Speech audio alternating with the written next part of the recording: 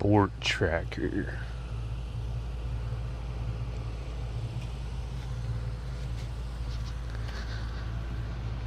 Evan Route 50.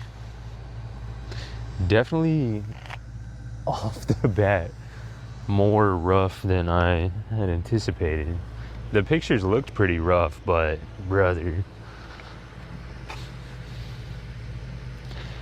this is why I was saying there's no way that $3,000 mark holds up in court, brother. Somebody needs to protest. These are cool.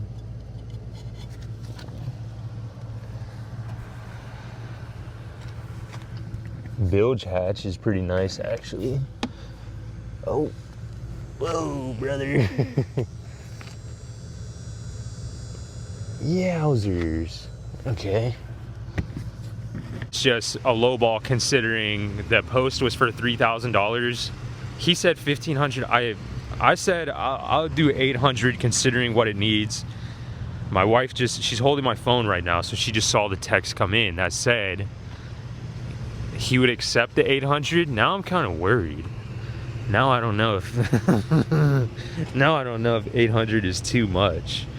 But to have a technical polling skiff with a title, this might be the crunchiest boat, but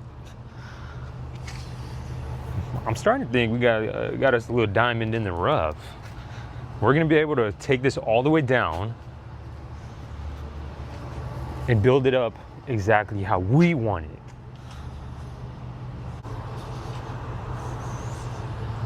What's going on, fellas? Welcome back to another beautiful day over here at Skiffland.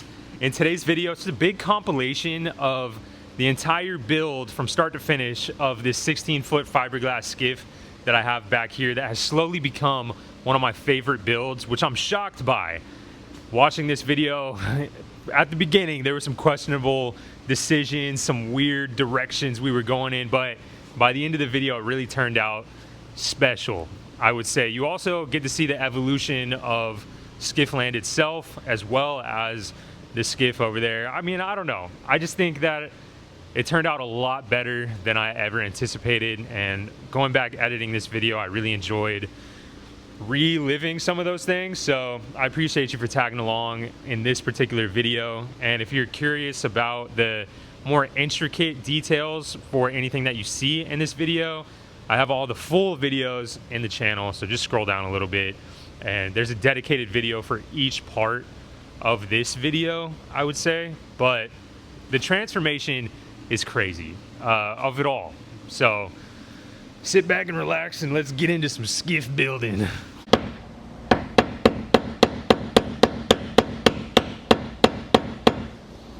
All right. She's off, she's free.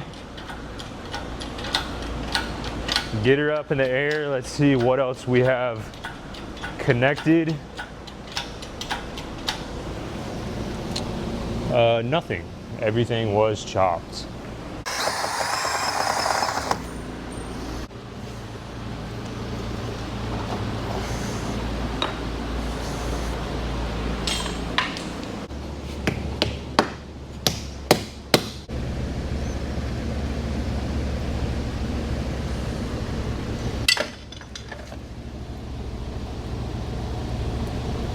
Like I said in the video yesterday, this hatch is still pretty good.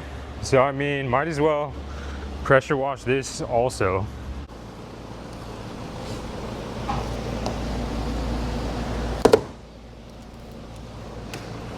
I mean, there's not much to save here. That's why I'm okay with breaking things and whatever. This is gonna need everything.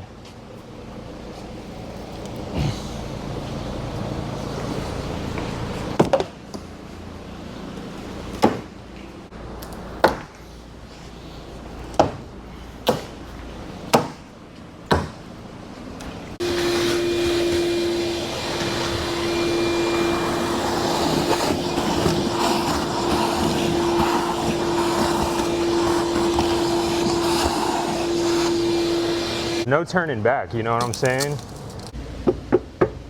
Dang, those stringers feel really solid, actually.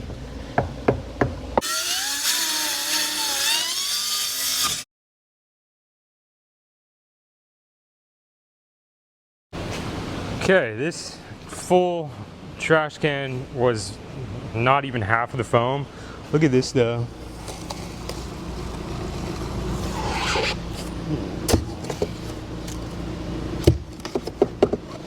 Sopping wet.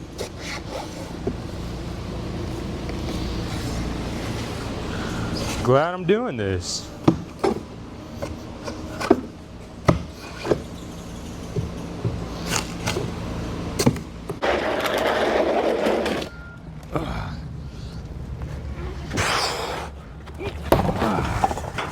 Brother, let me tell you, I'm all cut up, all over the place. Ugh.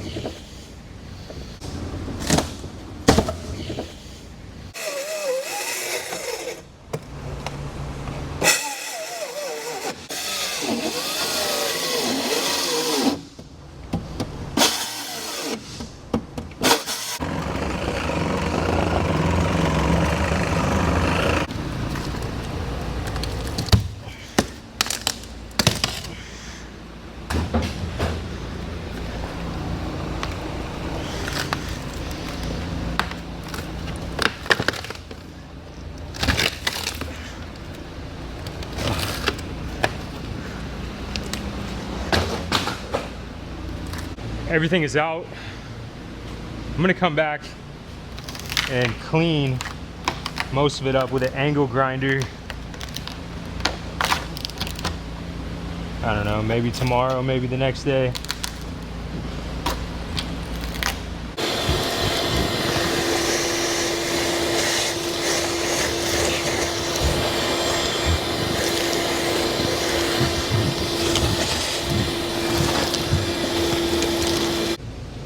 There's some potential.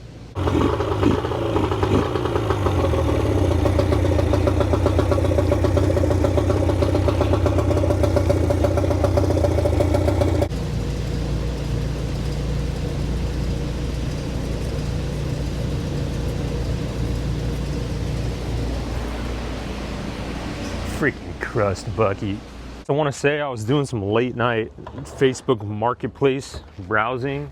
Late night as in 8 p.m., 8:30 p.m. Me and my wife were running some errands. We were at Target. I'm just cruising Marketplace, and I found this. You already know. Minn Kota 55 Riptide. Good unit right here. Found it on Marketplace for 500 bucks. I have a few of these units. Sure would be sweet on this crust bucket. All right, seeing stuff like this keeps the morale high.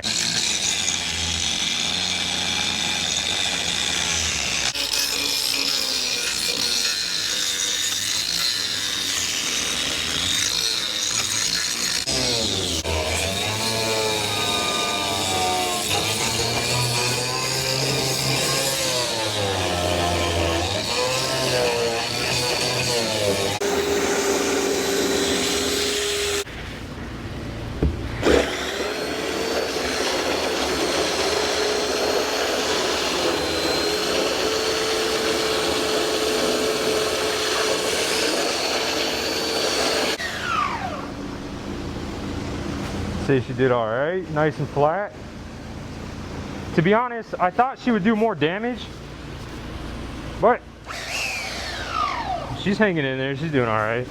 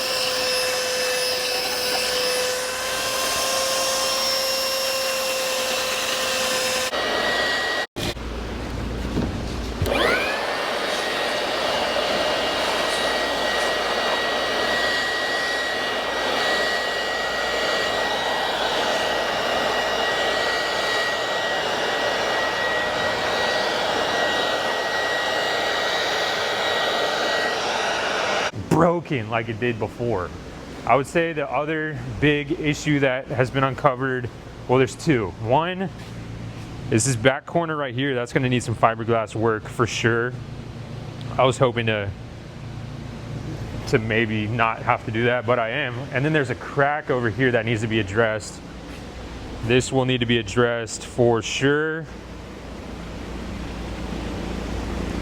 I'm telling you, this boat's not doing a great job at keeping me in the game. But that piece. And I mean, the more layers, the better, for sure, just to expand that grip that this glass has on the deck. I might do one more. Let me go mix some resin. Let me do that. I have my resin mixed up. I'm just gonna pour a little bit down to saturate the area, make it a little easier for our first piece to stick. Keep in mind, take all of this with a grain of salt for sure, because I'm not good at this. Nor am I claiming to be good at this. Kind of drizzle a little around. I will say over and over again, this is just super thick fiberglass. Look, you can see there's like multiple layers there, so I honestly don't know if I even need 4 on each, but I don't think too much fiberglass is going to be the problem here if we run into any problems. Okay, trying to get some good pressure on this first layer of glass. Roll it out. I'm using all the cheapest stuff possible as well. Literally, this roller is for fine, smooth surfaces to paint on stuff like cabinets and stuff like that. It was like $7 at Walmart. The resin, I wouldn't say the resin was cheap, but it's definitely cheaper than resin at, let's say, West Marine, for example, the West system. Resin and hardener is a lot more expensive than this. This big old giant thing was made. Microphone was not plugged in, so that's a bummer. That's why you couldn't hear anything in those last clips. But I'll try and explain what I was talking through on the way through this journey, because I actually thought it was useful. You can see my patches gradually get a little bit smaller as I get to the last one that I did. This was way overkill. You could make it a lot smaller. You could have the first patch be about this big, and then this big, and then this big, and then this big, and it really just be this circle around the hole that you're patching. You don't have to make it massive like that. I was explaining that I was a little bit agitated with myself for not grinding around more, because these last 2 layers are actually on top of old, crusty, delaminating gel coat. But in the video I was expressing that I'm just going to do it anyway as a trial run to see if that is going to end up failing or if that's still okay. So we'll see in the future with that one. The second one was a little bit better. I was angry at this one that my cuts were straight like this, because for my patches I would prefer them to be more frayed like that, so there's more fingers out there grabbing the surface area around the hole. So I started to fix my mistakes towards this third hole, and then finally with this last one I'm really happy with it. They're all going to be fine. They're all structurally sound on the top side. Like I said, in the near future I'm going to lift the boat up or flip it over and do the same process on the bottom side. But these, I'm happy with it.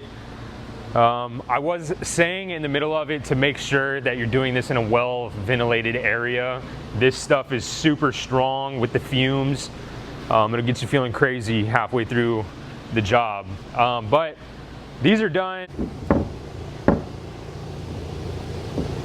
Yes, this is perfect for what I'm looking for. But considering the bilge area back here, I do think it will be okay to shorten it just a little. So I'm not too worried about it. Okay, little framework starting to come together. The top sheet on the false floor. Moving right along.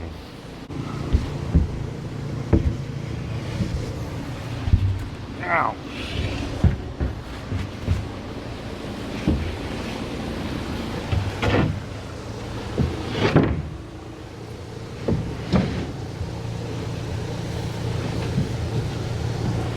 Okay, solid floor, all you can really ask for these days, you know, just some solid ground to walk on.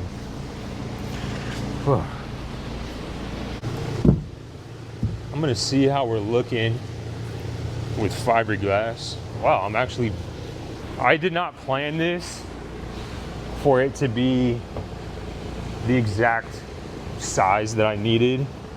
I didn't plan that at all, and that is just music to my ears.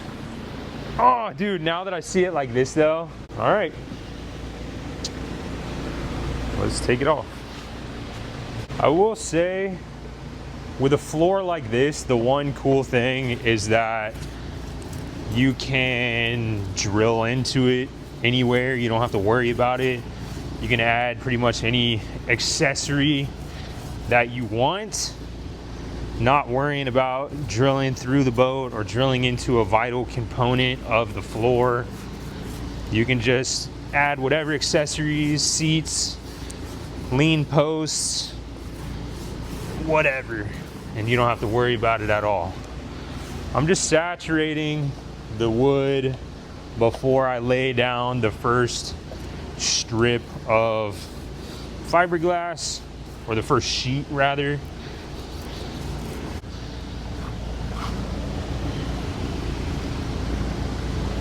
I will say as well, I think I put a little too much hardener in this batch because it's getting hot, son. It is getting hot in my hand.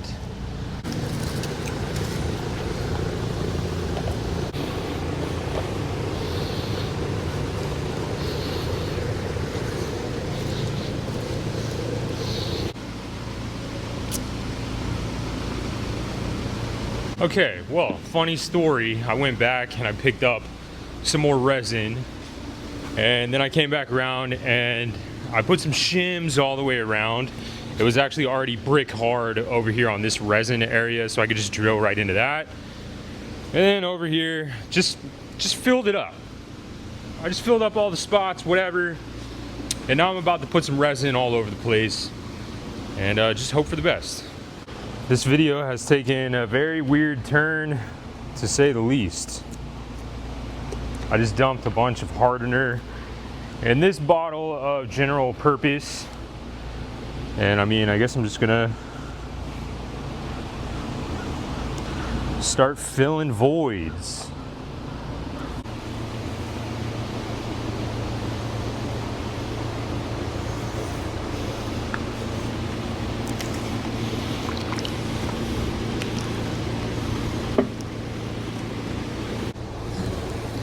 Aren't underneath here. Dude, I might do that. Hold on. Okay, I drilled some holes. My holes, I believe, are too small. Mixing up my 2-part expanding foam. One hole in this back portion, one hole in that front portion. I'm gonna try and do this as quickly as possible because I accidentally poured the other one as well, so I'm working on limited time here. It seems to be mixed enough for my liking. Down the hatch. I'm gonna have to do the same thing to these holes as I did to those through holes.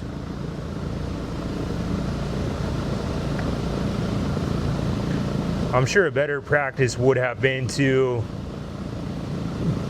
drill a couple of holes, maybe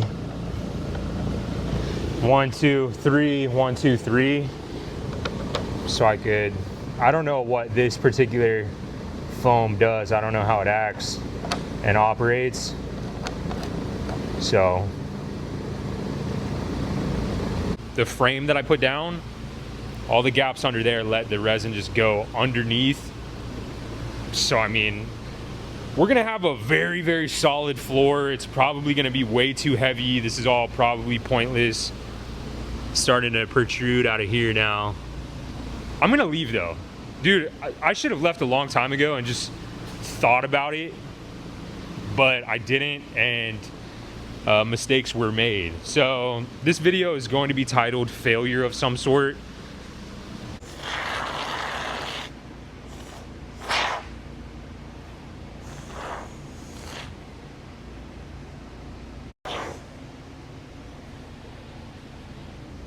Like back here, these voids need to be filled with foam.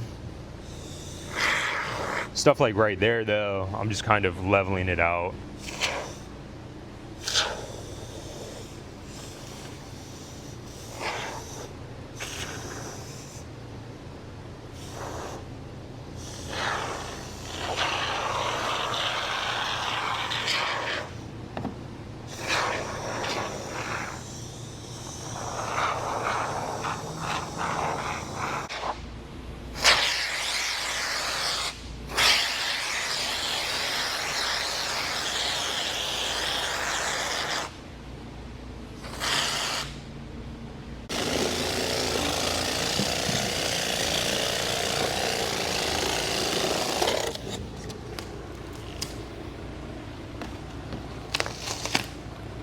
Smells like popcorn. I don't even know why.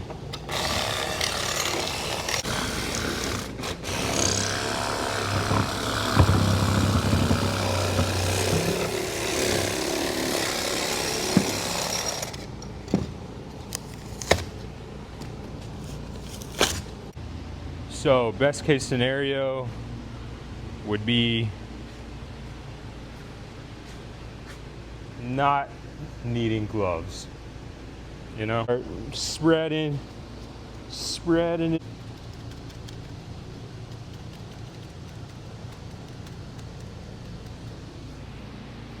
But I have the extra glass and I wasn't too happy with this area back here, so while we're here, you know, just double glass it up, son.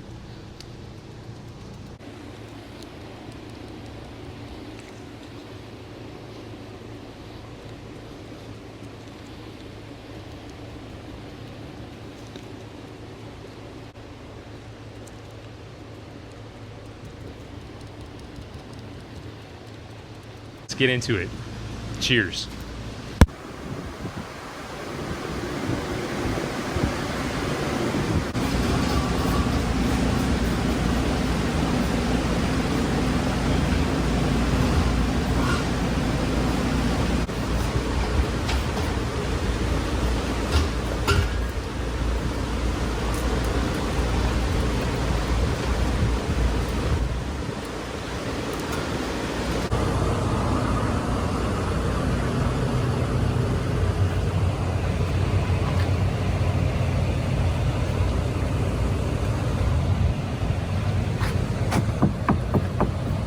Said, man, the only downside to having a clean shop is that you don't want to get it all dirty.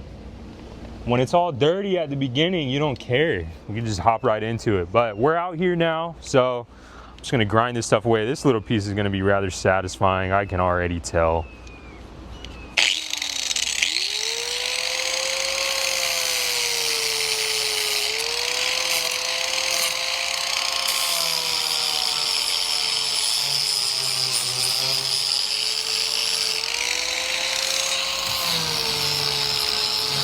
Some more volume here in the center area. I'm back with 2 more chunks. I'm just gonna lay it on there. Nothing too crazy about what's going on here.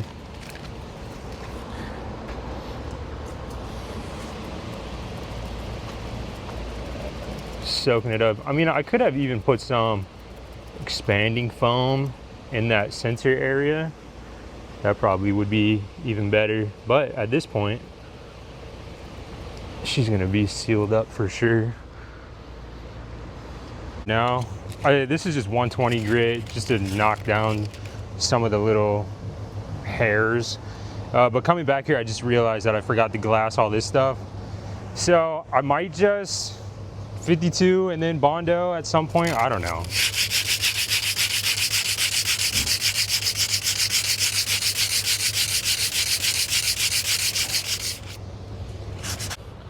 Folding it.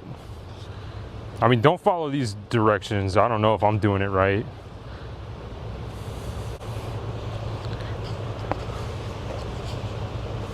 I think I'm about to just go for it.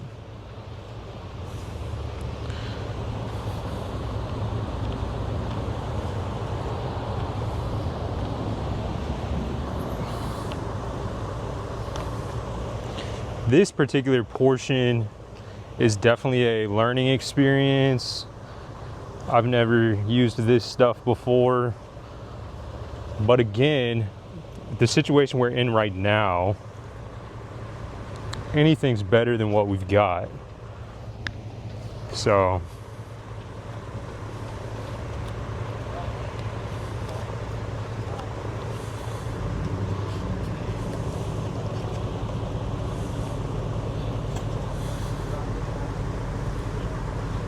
backyard be compound over stuff like this,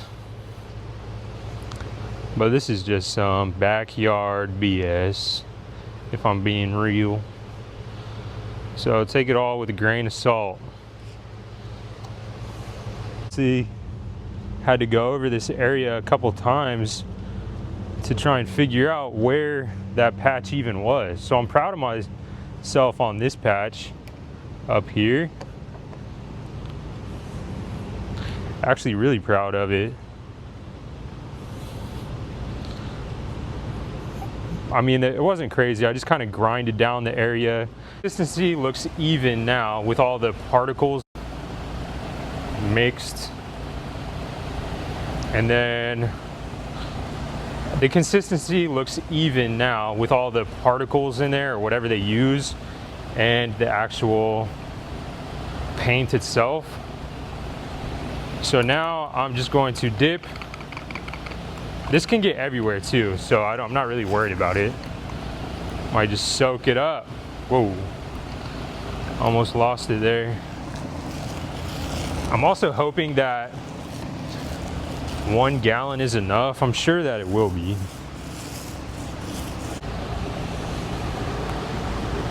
Yes, sir. Dude, I should probably just go and get another gallon or send my wife to go get another gallon while I'm here doing this. I mean, I don't know actually. It's the Herculiner. Come on. It's starting to look real dorky though. The boat is, with a shiny black rub rail top coat. So I mean, just stick with me, stick with the vision, okay? Stick with the vision. Super sweet, especially when you pair it with a darker battleship gray type whole exterior gel coat. Looks so sick. But this, I think I'm going to just finish it everywhere, texturize it all over the boat, and then when I pick the color for the exterior, I'll just give the whole boat a spray. So I'm not really going to get too crazy with the nooks and crannies for that reason. So just trust me, it's not a cop-out. It's all gonna look sweet after I put the color on. I'm trying. Hang on, girl, just a little bit longer. I just lost a big chunk of the roller in the can. You'll be able to tell it's really just not the same. I'm having to use a lot more material with the rag. But at least we got the floor done. And the floor looks sweet. This is really satisfying. Ain't gonna lie to you now. Ain't gonna lie to you, brother. Whatever, you could be doing anything with your day and you're hanging out with the old skiffer. So I can't thank you guys enough. And I'm just gonna leave you with that. One last look, one crazy look. Here's from the external or exterior. It definitely looks weird. Even if I put the rub rail on, with this extreme of a two-tone, I think it looks weird, to say the least, I guess. We put Bondo down below anyway, so it'll be good to get a fresh coat of top coat, exterior paint, something on the flex seal on the outside of this boat. We're gonna put a coat of something on the outside of this. We're gonna have a blast tomorrow. We're gonna make it look sweet, and I would say we're on the water in the next couple of days.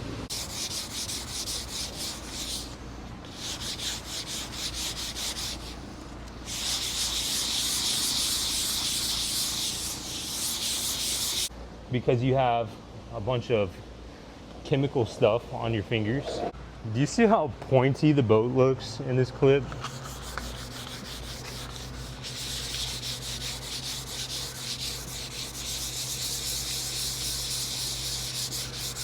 Too dark. I'm gonna leave it like that for now. I don't want to go too dark.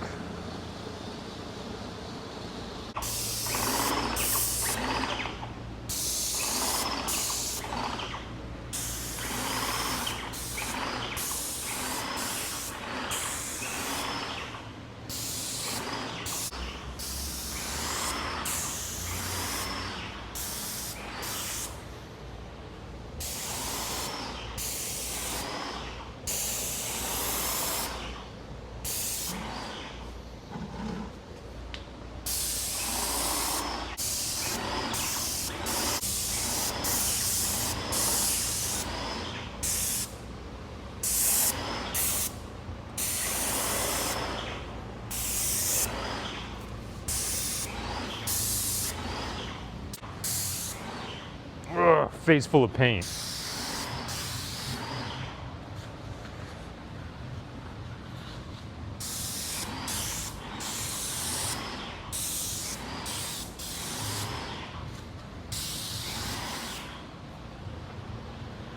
I'm just spraying back here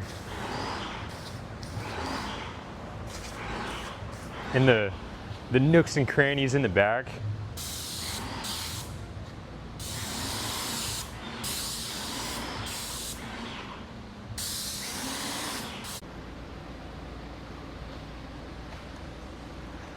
But there's really no rules to it, so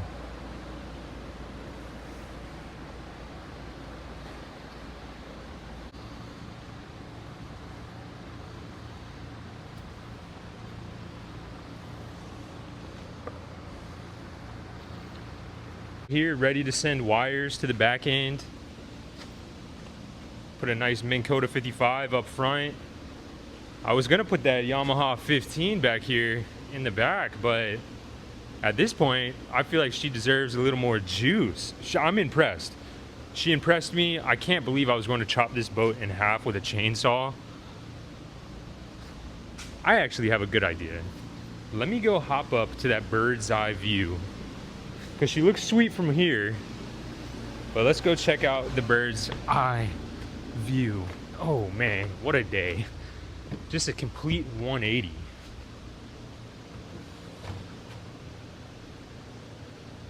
Dude, that's all you can ask for in a skiff.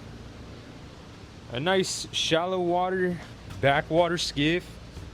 Let's get into this rub rail. I want to do that first because I want the biggest transformation I can possibly have first.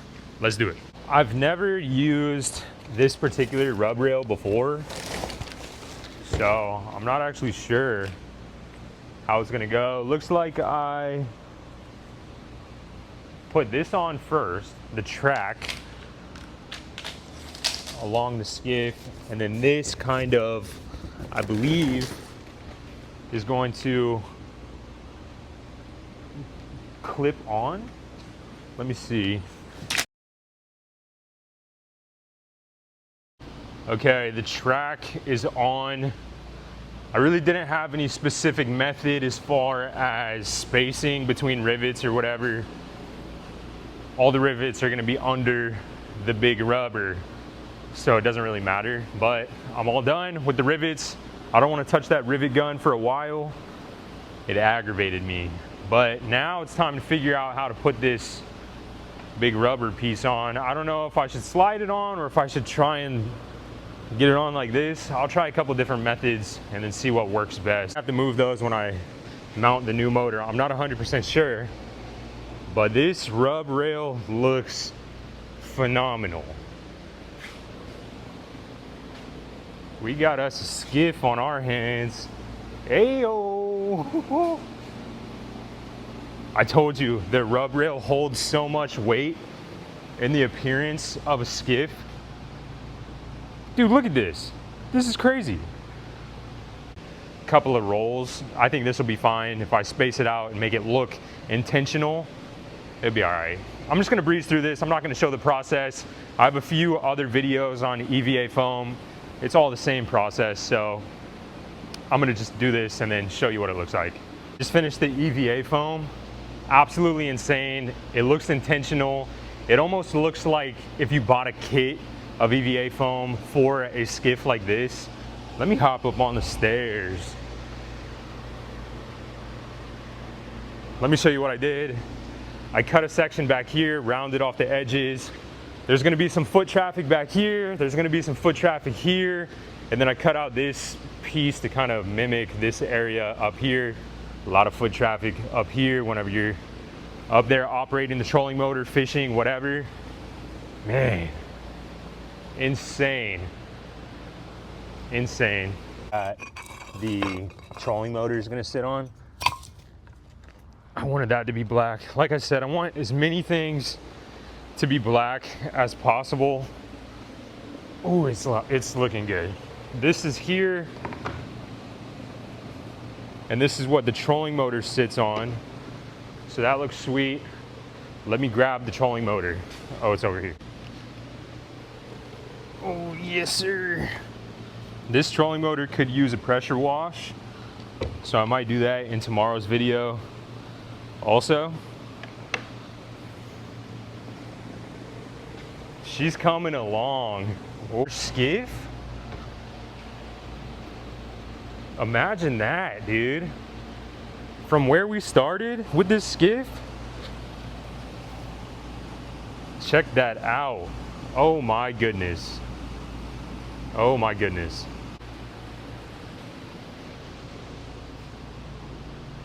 The rub rail, the EVA foam.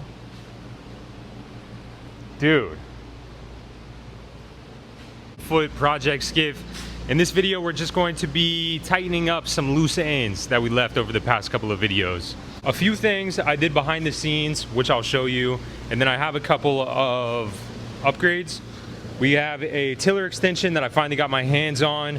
We got a bow guard for up front. I'll show you why. We got a hydrofoil, and we have a onboard charger for that big 165 amp hour lithium battery under this front hatch. Just mounted it in there. It looks kind of sweet, I guess. I had a good time in here. Man, I can't thank you guys enough for tagging along on Monday's journey. Had a good one. And dude, if you made it to this point of the video, you're a legend for sure.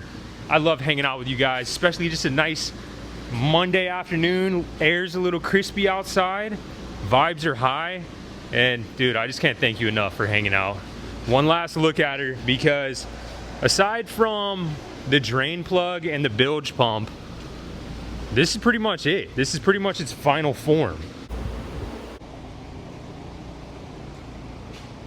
When you look at this skiff, what would you say is the biggest eyesore on the skiff? I'll give you just a couple seconds. Just a couple seconds. Depending on who you ask, there is a lot of room for argument here as to what is the biggest eyesore on this project skiff. Some people might say it's the white Minn Kota Riptide rather than the black. This skiff is calling for as many black accents as possible. Some people might say the white Yeti needs to be black, or at least gray. Some people might say the Yamaha 15 is gray and it should be a Mercury black, Suzuki black. It should just be a black motor. And I would agree with all of those things. And then there's some people who I would agree with the most if you said that the biggest eyesore on this project skiff was this 17-foot long exposed fiberglass push pole. We're on the same page today. Dude, it looks so good.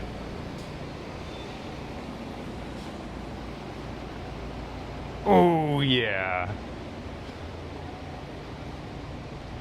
That looks really good. Oh, I mean, one more eyesore fixed down the drain. I can't believe it, dude. It looks so good. Wow. And dude, I don't know. This is a very cool evolution looking image right here, considering where we started in the shop. I don't know. Every once in a while, I'll be getting something out of the truck, and my brain will almost go back to the beginning with the like drywall looking patchy wall over here, and then I'll turn around and there's like a Skiffland flag and these cool lights and gray paint everywhere and sweet boats and a jet ski and motors and I'm like, dude, how did we get here? I don't even know how we got here, but regardless, looks like the ski fits nicely. It'll be kind of a tight squeeze getting this out of here, but it should be all right. Probably gonna have to do some inching to get out of here. Maybe, might just work first try.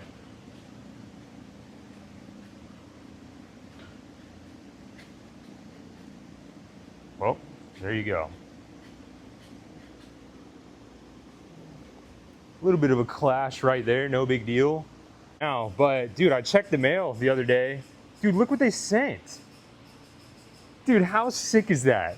These decals are gonna be so sick back here. I'm gonna throw them on right now before we get moving, actually. Dude, how sick is this?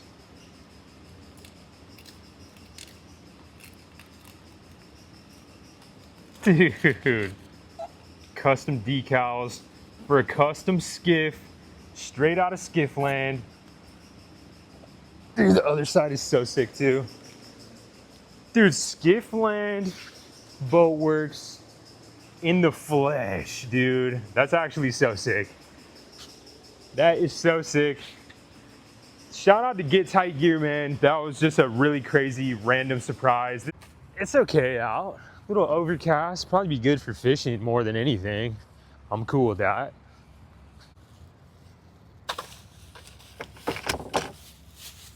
Then I keep this line up here. It'll be perfect for it. Dude, 6 feet is perfect. I mean, I'm always in shallow water. I'm always outside of the boat as well. And I mean, to be honest, there's never been a time where I've anchored a skiff with one of these spikes and been like, oh man, I wish I had 2 more feet on there. So save a couple bucks, get the 6-footer. I think that's perfectly fine. Let's get out there.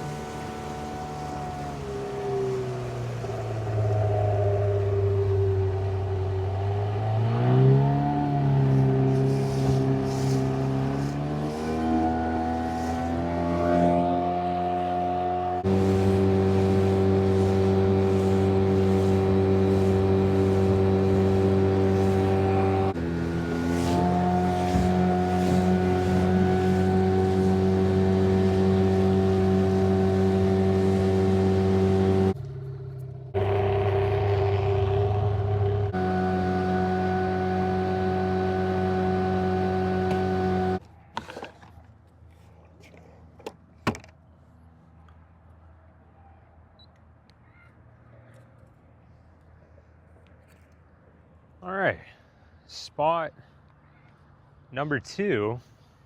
Really nothing crazy about these spots, nothing hidden about them. These are pretty overly fished spots, but I'm not trying to make a day out of this. I'm just trying to have a nice therapeutic bait caster Monday afternoon.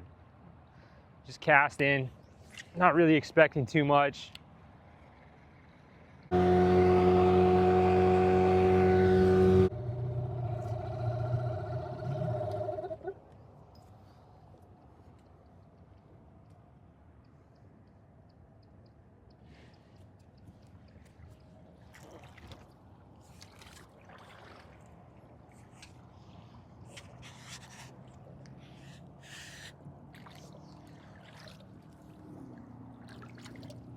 in a way, this is just kind of a big full circle moment for the kid.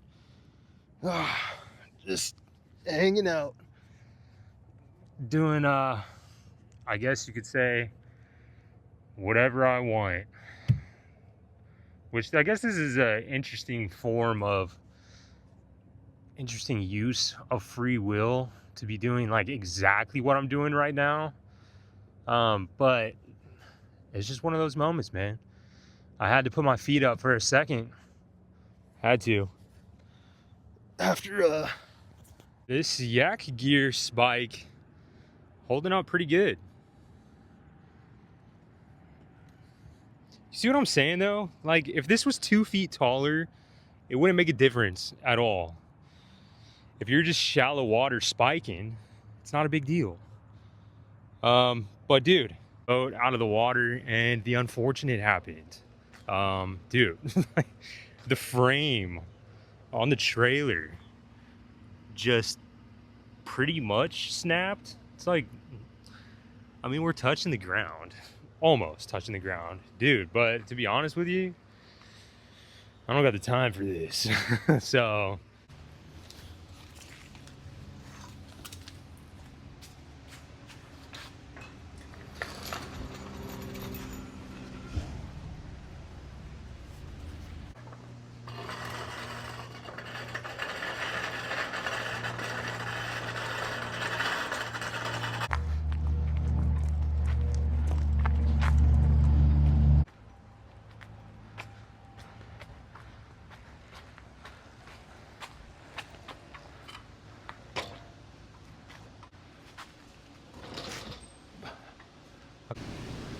So here is the final evolution of the 16-foot project skiff.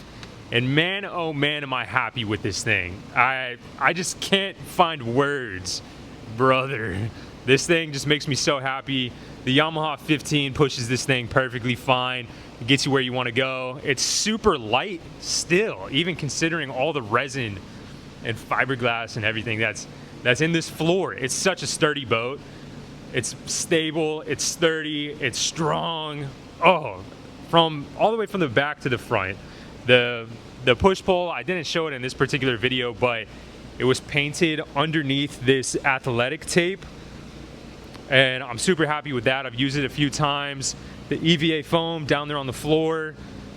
The gas tank never runs dry. With this Yamaha 15, it's perfect for this build. Rod holders. The trolling motor, the Minn Kota 55-pound, 12-volt.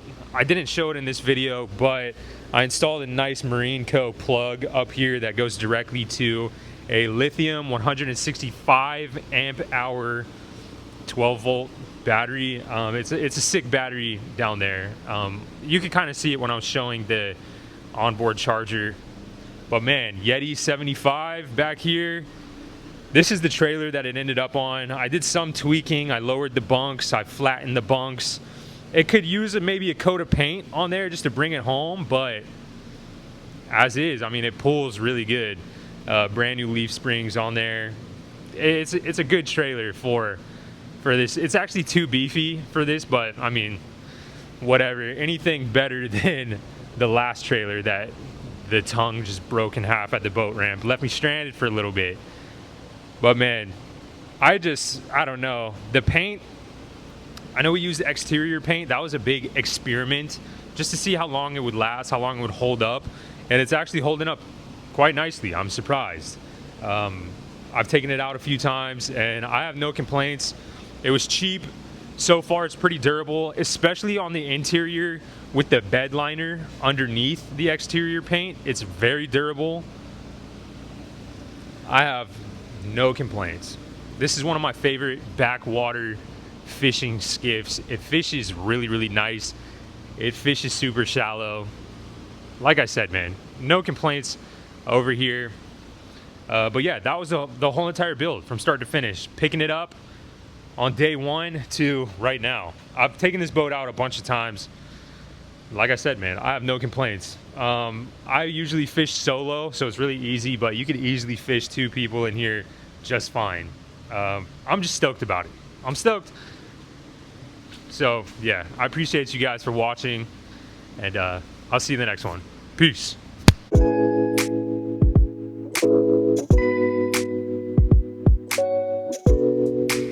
As far as numbers, I paid $800 for the whole boat and the Evinrude 50 horsepower over here that runs like a top. So I could probably recoup some of that money out of that Evinrude 50, maybe all of it. I bought this new trailer for 200 bucks, a steal. It was just right place, right time type of thing. The exterior paint, 100 bucks. Like exterior paint, I had to get black and gray, so that was maybe 50 bucks. And then the truck bed liner, that was 100 bucks. The EVA foam I had left over from the last project, but I mean, you could say $80. The Yeti 75, I think I paid $120 for that on Facebook Marketplace. The Yamaha 15, I paid, I think, $620 for. I think a little weird number on Facebook Marketplace. So I mean, I really don't have much tied up in this Skiff at all. There's a lot of accessories that I've added on, so I mean the price has gone up from there, but that's all preference related. As far as the actual Skiff build, I'm not in it that deep, so it makes it a real low stress fishing time. But I had a lot of fun building it, and I'm looking forward to the next one. Probably gonna get another Carolina Skiff or something. I'm still not sure if I'm gonna sell this boat or not. I really enjoy it, and it's not really taking up that much space. I have it diagonal in here just for show at the moment, but if I straighten it out back there, I'd easily be able to just hang on to it for a while and just fish it when I want to. I have other stuff as well. I still have this polling platform that I could probably make some money on. I have the tower with the winch on it from the trailer that broke. I still have all the axles and wheels on that trailer. I already sold the trolling motor that was previously on it, and I didn't mention it in this video, but the reason that I didn't put a back deck on here and put the polling platform back on is because for the way that I fish, I actually really just wanted an open concept, just all the way open so I could walk all the way front to back. So that's why I put a false floor all the way from front to back for stability, and to just be able to walk around freely. And yeah, but that was actually a long deliberation on my end, trying to figure out what to do, if I wanted to put a back deck in there or just keep it open concept. And I elected for the open concept, and I'm stoked on it. I don't have any regrets with this build at all. These are the cleats. They like pop up just to keep a low profile. I have one on every corner of the boat. So I mean, there's little things that I didn't show in this video, but it is what it is. Man, I love this thing. One of my favorite skiffs to date. And it matches the shop too. That's another reason why I'm not super eager to get rid of it, but we'll see what happens in the future. I don't know. But yeah, I appreciate you guys for tagging along. I know some of you already saw all these things, but I figured I'd throw it all together in a little compilation. That way, if I want to look back on it one day, I can just click on one video. Anywho, appreciate you guys, and I'll see you tomorrow. Bye.